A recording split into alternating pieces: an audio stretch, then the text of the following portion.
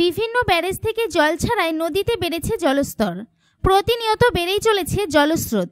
এবার অনির্দিষ্টকালের জন্য নদিয়ার শান্তিপুরের নৃসিংহপুর ফেরি চলাচল বন্ধ রাখল প্রশাসন। ভোগান্তিতে নিত্যযাত্রী থেকে শুরু করে রোগী পরিবার। ভাগীরথী নদীর পাড় ভাঙন শুরু হয়েছে অনেক আগে থেকেই। নদিয়া এবং পূর্ব বর্ধমান এই দুই জেলার বিভাজক হিসেবে রয়েছে এই ভাগীরথী। ব্যবসা বাণিজ্য, স্কুল, কলেজ, চিকিৎসা বিভিন্ন কারণে পার্শ্ববর্তী দুটি জেলার একমাত্র যোগাযোগ পথ এই জলপথ। গতকাল থেকে দুই জেলার জেলাশাসকের নির্দেশে বন্ধ হয়েছে সমন্বয়কারী হিসেবে একমাত্র এই জলপথ। জল পরিবহন বন্ধের সরকারি এই সিদ্ধান্তের দুই জেলার মানুষজন পড়েছে বিপাকে। লঞ্চ ও ভেসেলের মাধ্যমে গবাদি পশুর খাবার, বিচুলি, মাছ, কাঁচা আনাজ, ব্যবসা বাণিজ্যের বিভিন্ন সামগ্রিক, এমনকি বিভিন্ন পেশা এবং চাকরিতে নিযুক্ত নিত্য যাতায়াত করা মানুষজন যথেষ্টই সমস্যায় রয়েছেন। কারণ তারা জানেন না কতদিনের জন্য বন্ধ থাকবে জলপথ। সরকারি তরফে পরিস্থিতি স্বাভাবিক না হয়ে ওঠা পর্যন্ত অনির্দিষ্টকালের জন্য এই জলপথ বন্ধ থাকবে বলেই জানানো হয়েছে। দুই জেলার প্রশাসনিক সূত্রে জানা গেছে, ভাগীরথীর তীরবর্তী দুই জেলার গ্রামগুলিতে ইতিমধ্যেই জল ঢোকার সম্ভাবনা দেখা দিয়েছে। আর সেক্ষেত্রে এই দুটি ঘাট অত্যন্ত বিপজ্জনক হয়ে উঠতে পারে। তবে গতকাল রাত্রি থেকে সোমবার এখনও পর্যন্ত বন্ধ ফেরি চলাচল। সূত্রের খবর, অনির্দিষ্টকালের জন্য বন্ধ থাকবে এই ফেরিঘাট। Bureau report, NE Bangla. দেখেন, বিগত কালে যে আমরা শুনতে পারলাম ঘাট মালিকের পক্ষ থেকে যে ঘাট আজকের থেকে বন্ধ থাকবে অনির্দিষ্টকালের জন্য, পূর্ব বর্ধমানের যে জেলা শাসক তিনি ঘোষণা করেছেন, রেড অ্যালার্ট করেছেন। সেই ক্ষেত্রে আমাদের নৃসিংহপুরবাসী যারা নদিয়াবাসী আছে, যেহেতু আমাদেরকে পূর্ব বর্ধমানের জেলার তরফ থেকে কোনো মৌখিক বা লিখিত আকারে ওনারা জানাননি বা নোটিশও কোনো ঝোলানো হয়নি।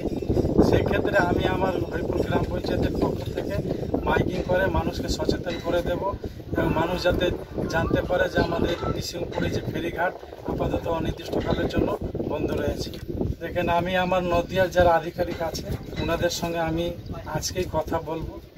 যদি সেই কথা বলার মাধ্যমে যদি সমস্যার সমাধান হয়, সেক্ষেত্রে এমার্জেন্সির ক্ষেত্রে যদি কিছু রোগী বা হাসপাতালে যাতায়াত এবং ডাক্তার দেখানো থেকে শুরু করে স্কুল কলেজের ছেলে মেয়ে যাতায়াতের জন্য যদি আমাদের আধিকারিক নদিয়া যারা আছেন তারা যদি সমস্যার সমাধান করে দেন, আমি খুবই উপকৃত। কিন্তু জেলা প্রশাসন একটা কথা জানাচ্ছেন, আগে জীবন তারপরে পারাপার, সেক্ষেত্রে কি বলবেন?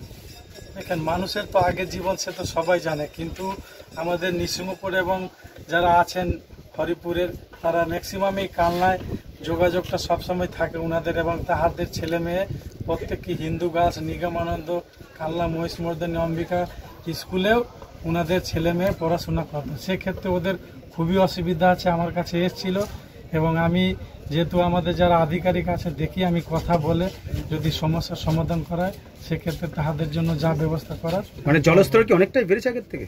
হ্যাঁ, আগের থেকে একটু বেড়েছে, অনেকটাই বেড়েছে। কিন্তু বিগত দিনেও তো এই জল বাড়তো এবং তখন তো যাতায়াত চলতো। আজ এই বছর হঠাৎ করে নতুন করে বন্ধ করা হয়েছে, এতে তো সাধারণ মানুষ ক্ষোভে ফেটে পড়ছে, কি বলবে? দেখেন, সাধারণ মানুষ ক্ষোভে ফেটে পড়ছে সেটা আমি নিজেও দেখতে পারছি এবং জানতে পারছি। কিন্তু যেহেতু পূর্ব বর্ধমানের যে জলমগ্ন এলাকাগুলো টোটালটাই ফ্ল্যাট হয়ে পড়ে রয়েছে, সেক্ষেত্রে কিন্তু ডিএম সাহেব টোটালটাই যত পূর্ব বর্ধমানের যে ফেরিঘাট রয়েছে টোটালটা কিন্তু রেড অ্যালার্ট করে দিয়েছেন যে অনির্দিষ্টকালের জন্য বন্ধ থাকবে। দেখেন, বিগত দিনে যে নৌকা ডুবি হয়েছিল সেটা তখন ট্রলারের মাধ্যমে চলছিল, কিন্তু এখন যেহেতু সরকার পদক্ষেপ নিয়ে লঞ্চের মাধ্যমে চালাচ্ছে, সেক্ষেত্রে লঞ্চে বিপর্যয় হওয়ার কোনো জায়গা নেই। কারণ জায়গা সেখানেই আছে, যদি জলের মাত্রা স্রোতের যখন আকার প্রচুর পরিমাণে থাকবে সেই ক্ষেত্রেই কিন্তু লঞ্চের সমস্যার মধ্যে সম্মুখীন হতে হয়। কিন্তু যেহেতু বিগত দিনে যে নৌকোর মাধ্যমে ট্রলার দিয়ে যে চালানো হচ্ছিল, সেক্ষেত্রে সমস্যার সমাধান বিগত দিনে যারা ঘাট মালিক ছিলেন তারা করেছেন এবং লঞ্চের মাধ্যমে চালালে আমার মনে হয় না সেরকম সমস্যার সম্মুখীন হতে হবে মানুষ।